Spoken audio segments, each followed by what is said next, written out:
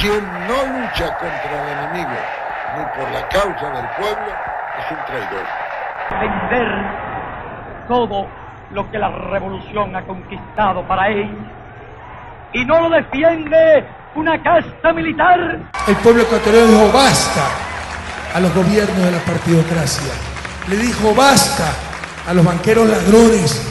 ¡Que viva nuestro proceso de cambio! ¡Derrotemos al imperialismo norteamericano! A lo mejor esta historia les suena familiar. Un país recorre años de estabilidad política y social, progresa modestamente en áreas como el turismo, tecnología y las artes. El crecimiento económico ocasiona que la clase política se valga del bienestar para inflar sus propios bolsillos. Esto al inicio no parece molestar a nadie hasta que la economía comienza a sufrir y este malestar se siembra en las clases más necesitadas. Es entonces cuando surge un líder político y de forma muy carismática capitaliza todo ese descontento y promete favorecer al más pequeño. En la realidad solo se vale de la molestia de la mayoría para impulsar su propia carrera política, que no se detendrá hasta que ostente el poder absoluto y el país del que antes hablábamos se encuentre en la absoluta ruina. Este escenario lo planteó Carlos Rangel hace 40 años en su ensayo Del buen salvaje al buen revolucionario. Yo soy Antonieta Larroca y esto es Antonieta on the Rocks.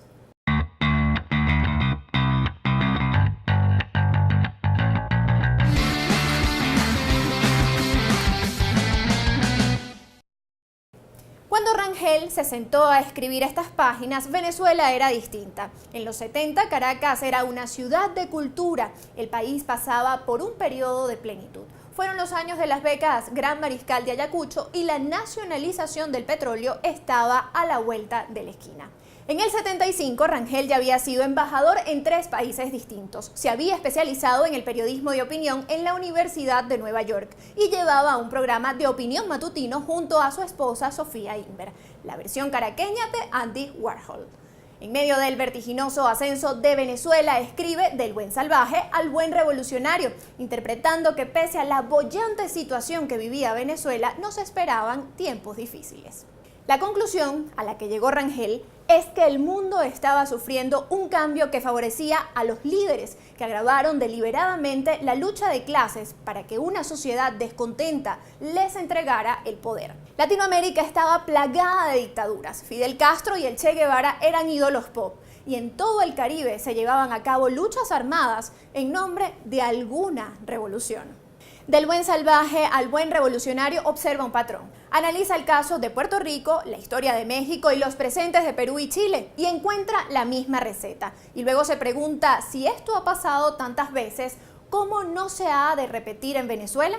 Para Rangel, ninguno de estos casos fue fortuito. Él explica que la gran contradicción del latinoamericano es de proclamarnos víctimas de España por una conquista que ocurrió hace más de 5 siglos, pero a la vez ajenos a todo lo español, como repúblicas independientes desde los 1800.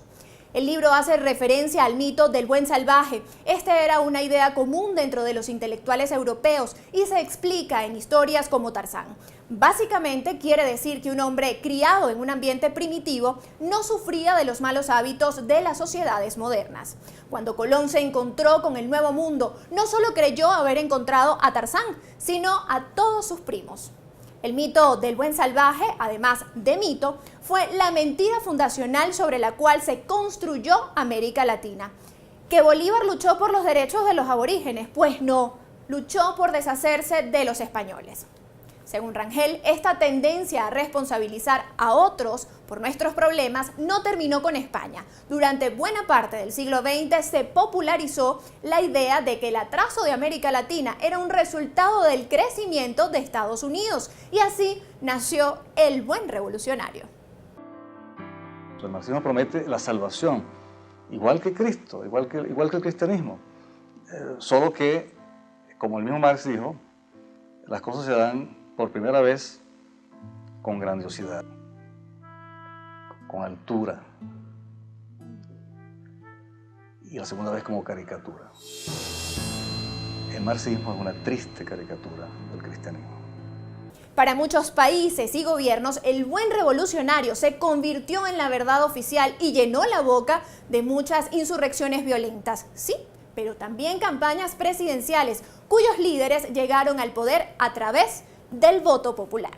Del buen salvaje al buen revolucionario fue criticado por izquierdas y derechas. Las ideas de Rangel fueron descartadas y todo por presentar una propuesta muy sencilla: la solución a las mentiras que tanto daño le han hecho a los latinoamericanos se encuentra en la democracia, que no es más que la transición pacífica del poder.